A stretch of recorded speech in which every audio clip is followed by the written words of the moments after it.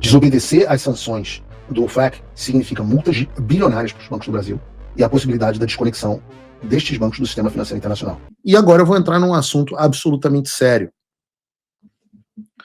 Porque eu acho, posso estar enganado, mas eu acho que nós estamos entrando num momento onde eles estão começando a entender a seriedade da coisa, do que está realmente acontecendo. Porque visto é fichinha, tarifa é fichinha. Eu quero dizer a vocês que o Brasil pode efetivamente quebrar por conta dos ministros do STF. E eu vou explicar como. Porque em relação à Lei Magnitsky, por exemplo, eu duvido que os ministros do STF sequer soubessem o que ela significava, quando o Alexandre dizia, não, estou tranquilo, não tenho conta nos Estados Unidos. Eu acho que ele realmente, não acho que fosse só bravata, eu acho que eles realmente não entendiam o que estava vindo na direção deles, o tsunami que eu avisei que vinha.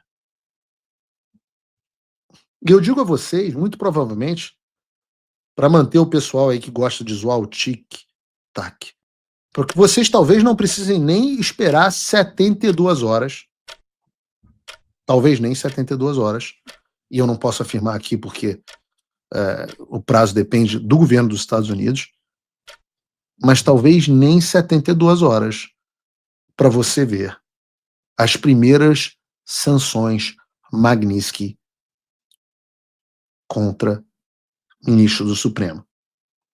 Eu até advogo, e tem uma notícia na Bela Megali agora há pouco, que é verdadeira, que Eduardo e eu temos advogado para que, por enquanto, seja sancionado apenas Alexandre de Moraes. É o nosso pleito, vamos ver se vai ser atendido. Por enquanto, nesse primeiro momento. Essas são as informações que eu tenho. Tic-tac. Talvez não tenhamos que esperar nem 72 horas. Talvez. Às vezes eles não nos atendem. Um exemplo foram as tarifas, que não estavam no nosso plano original, mas hoje, hashtag viva as tarifas do Trump. Trump acertou, mas não era o plano original que a gente tinha. E agora o meu pedido, nosso pedido, o pedido do Eduardo e meu, é que comecem apenas pelo Alexandre. Depois passe para o Gonê, Barroso, Gilmar, e aí Hugo Mota, Davi Alcolumbre, familiares, etc. À medida que for sendo analisado, que eles continuarem dando sustentação às violações de direitos humanos ocorridas por parte do Alexandre, e se neguem a cumprir o dever deles constitucionais, né? Enquanto eles se posicionarem como apoiadores e cúmplices do Alexandre, devem sofrer sanções. Mas há uma última chance disso, de arrependimento. Mas por que a Lei Magnitsky é tão séria? Por que eu disse que ela pode quebrar o Brasil? Ela não é chamada de pena de morte financeira à toa. Porque uma vez sancionado sob a Lei Magnitsky, a pessoa fica completamente impedida de fazer negócio com qualquer instituição que esteja ligada, ou pessoa que esteja ligada de alguma forma aos Estados Unidos. Então, quem for sancionado vai perder conta e ter os ativos dele congelados no Bradesco, no Santander, no Itaú, no BTG Pactual, no Nubank, no Banco Inter, vai perder cartão Mastercard, vai perder cartão Visa, vai perder cartão chinês UnionPay, não vai mais poder comprar dólar pela Nômade, vai virar efetivamente um pária no sistema financeiro internacional. Um pária e tóxico, porque qualquer pessoa que se conectar a essa pessoa passará a estar sujeita também a sanções secundárias. Então nós temos esse cenário de que, em breve, os Estados Unidos aplicam a Lei Magnitsky, por exemplo, ao Alexandre de Moraes. Tá? O que aconteceria a partir daí? Primeiro, ao ser acionada a Lei Global Magnitsky, que é o nome dela, o nome do Alexandre de Moraes ele é incluído formalmente na SDN List, SDN, Specially Designated Nationals, ou então Blocked Persons List, a lista das pessoas bloqueadas, tá? Que é uma listinha negra administrada pelo Departamento do Tesouro dos Estados Unidos. E isso bloqueia o Alexandre completamente no sistema financeiro americano e proíbe qualquer cidadão, residente, banco ou empresa americana de fazer negócio com ele, E assim que o nome dele entra, que foi o que eu acabei de falar, e assim que o nome dele entra na lista, todos os bancos e empresas ao redor do mundo que operam com dólar ou que têm qualquer ligação com o sistema financeiro americano iniciam o processo automático de bloqueio. O que eles fazem?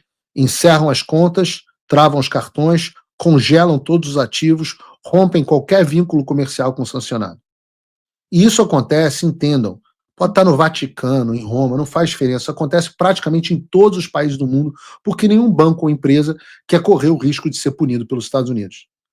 É um isolamento financeiro total. E ele é imposto por pressão. Não é por obediência voluntária, não é porque o cara quer seguir os Estados Unidos. A lógica é simples. Ou você corta os laços com o sancionado, ou você perde o direito de operar com o dólar.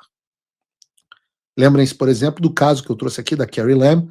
Eu já trouxe ela aqui em outras duas oportunidades. Ela foi sancionada pelos Estados Unidos sob a lei Magnitsky por reprimir liberdades civis e, como consequência, nenhum banco, nem mesmo em Hong Kong ou na China continental, quis mais abrir conta para ela, manter conta para ela. A Carrie Lam passou a receber o salário dela em dinheiro vivo. Sim, literalmente pilha de cédula entregue mensalmente, porque nem o sistema financeiro chinês quis enfrentar o poder das sanções americanas.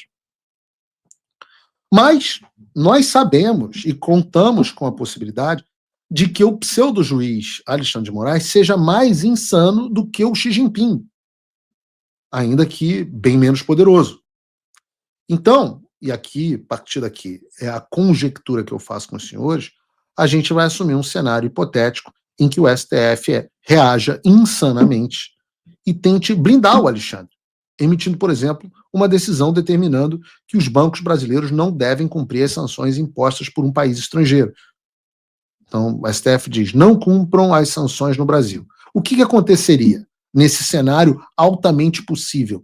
E eu vou dizer para vocês que eu ouvi um zum, que isso estava sendo considerado pelos ministros. Bom, primeiro, a ordem só ia ter peso interno, mas absolutamente nenhum efeito no Brasil. E a consequência, creio eu, seria uma crise econômica de proporções históricas. Deixa eu explicar por quê. Porque nesse cenário, que é plausível, os bancos brasileiros eles vão estar diante de um dilema. Ou obedecem o STF e violam a lei americana do OFAC, ou cumprem as sanções internacionais e enfrentam retaliação do judiciário brasileiro, inclusive prisão dos presidentes do banco.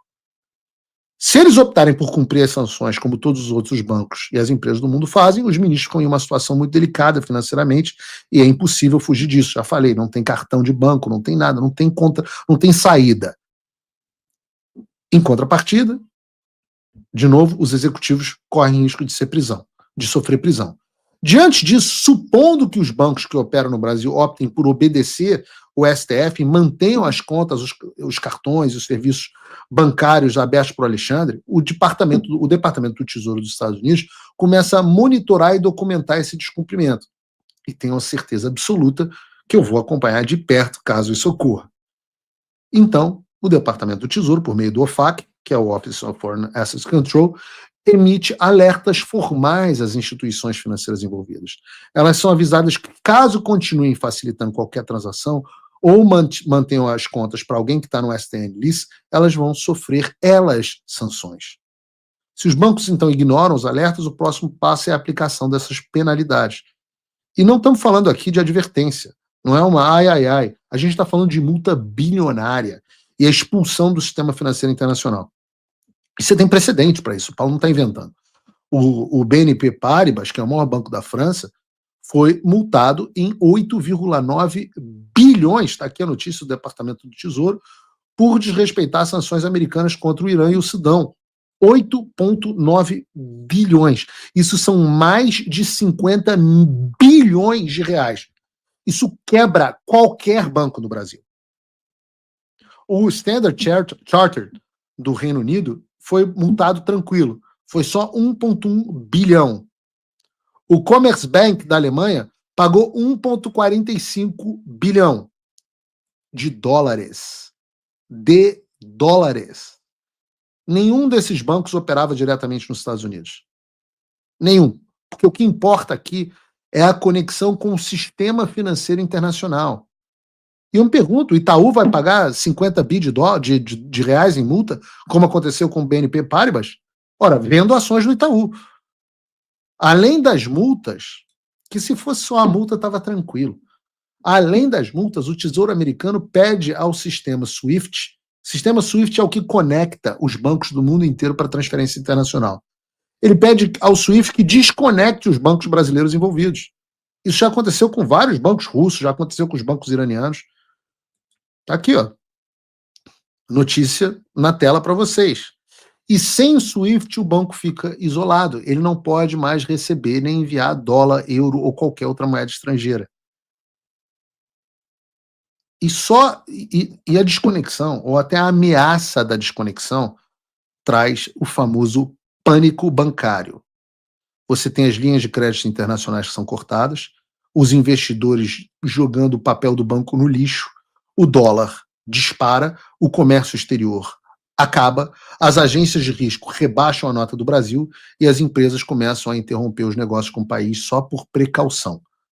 Isso é o famoso risco sistêmico. E aí não é mais sobre morais.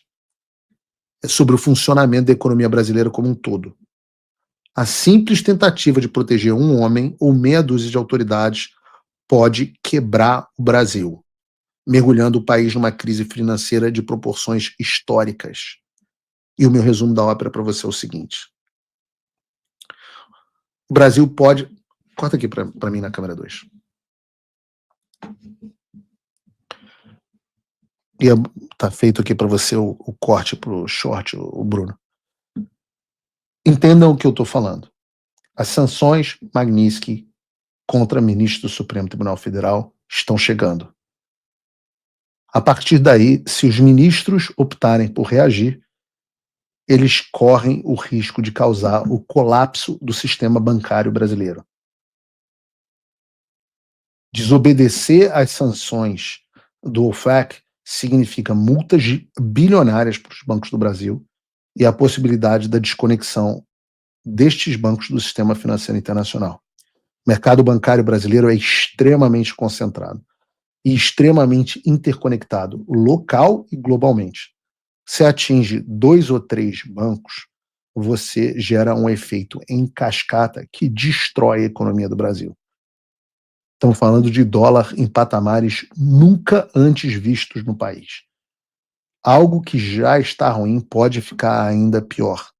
E o que pode impedir isso de acontecer? Só os ministros do STF.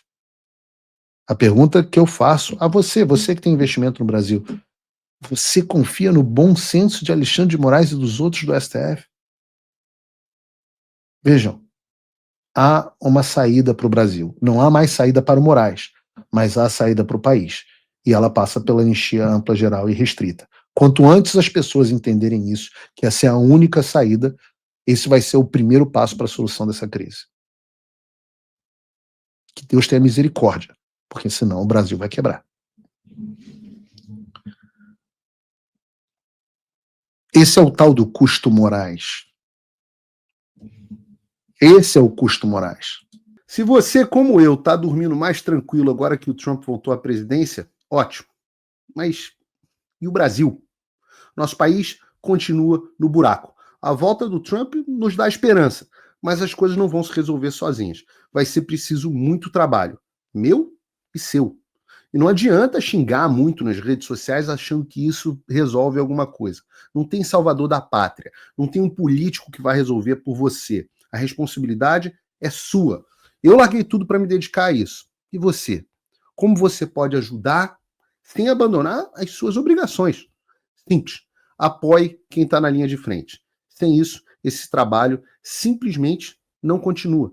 Acesse www.paulofigueiredoshow.com/apoie e com a partir de $5 por mês, garanta que isso siga em frente. Se puder ir além, torne-se meu patrono Gold e participe do meu grupo privado e ajude a definir as minhas próximas pautas. A diferença entre vencer e perder está na ação. Durma tranquilo, sabendo que você fez a sua parte.